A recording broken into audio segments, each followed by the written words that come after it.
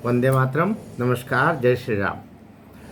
दीपावली का यह जो 5 दिवसीय आयोजन होते हैं उसमें द्वितीय दिवस है। और कल रात को जो जानकारी मिली, मुझे लगा कि आपसे वो शेयर करना चाहिए। ख़ास तौर से उन सब लड़कियों के लिए यह वीडियो है जो अपने तरीके से अपने जीवन को जीने का तय करके और माता पिता की इच्छा गई एक तरफ, वे अपने मन का करके शादियां कर लेती है।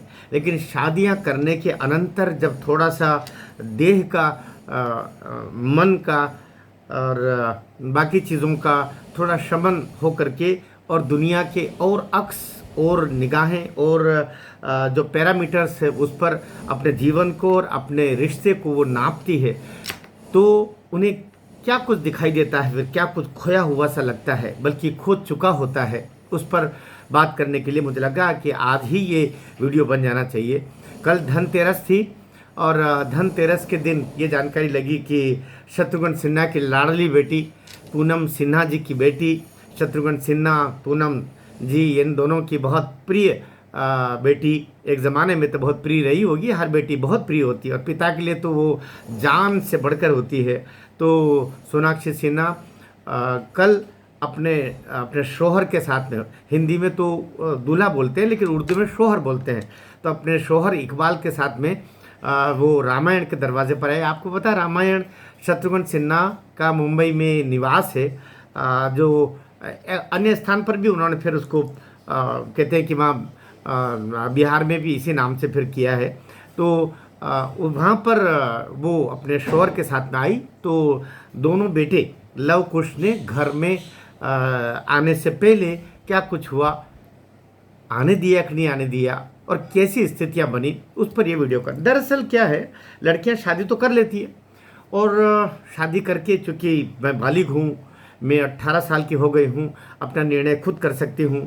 और लेकिन वो जो 18 साल तक इस हाड़ मांस को जिन्होंने बड़ा किया और इस लायक बनाया, पढ़ा लिखा करके, अभिनय के पेंच को सिखा करके और धन संपदा से ओत प्रोत करके कई संपत्तियां अपनी बेटी के नाम से खरीद के, या कि अनंतर आगे चल के मेरी बेटी के लिए भी बेटा बेटी एक समान ये कह करके और वो जो कर लेते हैं, बाद में वही जी का जंजाल बनते हैं माता पिता के लिए। क्योंकि लड़कियां भी, लड़के तो लड़के, लड़कियां भी एक सीमा के बाद में जब उन पर और आवरण पड़ते हैं तथाकथित प्रेम के, तथाकथित देह के आकर्षण के, तो वे पिता की मर्यादा को तार तार करने में भी पीछे नहीं रहती है। ऐसे ज़्यादा केस नहीं होते, लेकिन जो केसेस बड़े होते हैं, ये बड़े केसेस बाकी लड़कियों को प्रभावित करते हैं। जब करीना कपूर ऐसा काम करती है, जब अमृता सिंह ऐसा काम करती है, जब गौरी ऐसा काम करती है, जब अजरुद्दीन की वो सिंधी लड़की जिसने उससे शादी की वो ऐसा काम करती है, जब सोनाक्षी सिन्हा ऐसा काम करती है, तो बाकी लड़कियों को लगता है कि हम भी करें।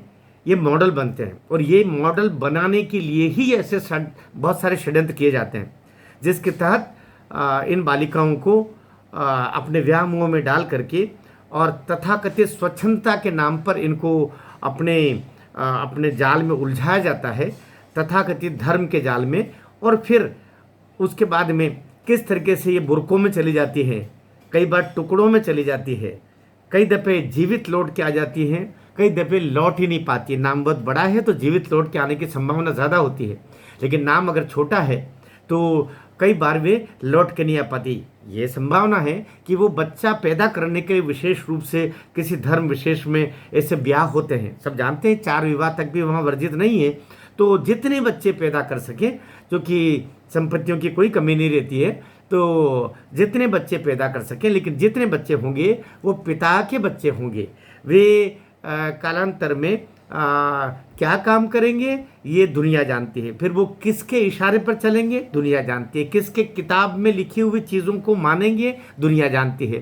सोनाक्षी सिन्हा अभी रामायण के द्वार पर आई तो लव कुश ने ये कह करके टके सा जवाब दे दिया कि तुम्हारा घर में प्रवेश नहीं हो पाएगा, क्योंकि ये लक्ष्मी रामायण का घर है, ये सनातनियों का घर है और यहाँ पर गोमांस खाने वाले लोगों का प्रवेश वर्जित है। सब जानते हैं इस्लाम में गोमांस खाना बुरा नहीं माना जाता है, लेकिन हिंदू धर्म में तो ये है कि गोमांस का अगर किसी ने स्पर्श भी कर लिया तो वो सनातनी नहीं रहता है, वो विधर्मी हो जाता है। इसी तरीके से तो 14वीं 15वीं 16वीं शताब्दी में इस्लाम का आक्रमण हुआ था, तो केवल इसी आधार पर तो धर्मांतरण हुए हैं, गोमांस को खिला खिला करके।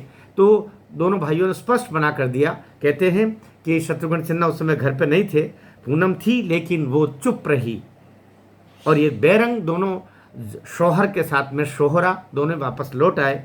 ये उन लड़कियों के लिए सबक है जो तथाकथित लव मैरिज के नाम पर धर्मांतरित लोगों से भी विवाह करने में गुरेज नहीं करती, और बाद में चाहती हैं कि मैं वो त्यौहार भी मनाऊं और ये त्यौहार भी मनाऊं। जब आपने गोमांस खाने वाले लोगों के साथ में अपने रिश्ते कर लिए हैं, वो भी वैवाहिक संबंध, विवाह तो कह रहे हिंदू धर्म में होता है, वहाँ तो निकाह होता है, एक समझौता होता है। यही अंतर है हिंदू धर्म में। इसलिए उर्दू का तलाक शब्द हिंदू धर्म में तो विवाह विच्छेद बोल सकते हैं, विवाह का संबंध हटने का कोई कॉलम ही नहीं है।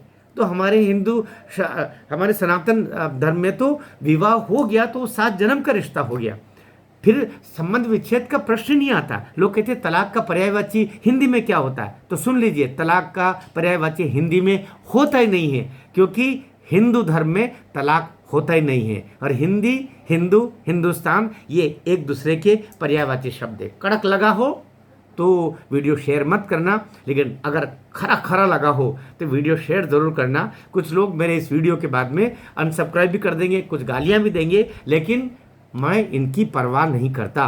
सत्य बोलूँगा, सत्य बोलता रहूँगा। मेरी लड़कियों को वे गलत रास्ते पर ले जा करके उनकी ज़िंदगियाँ बर्बाद करें, उनको वे करीना कपूरे बना दे, सोनाक्षी सिन्हा बना दे, ये मुझ जैसा व्यक्ति जब तक बनेगा सही नैरेटिव के साथ में आपके बीच में आता रहूँगा।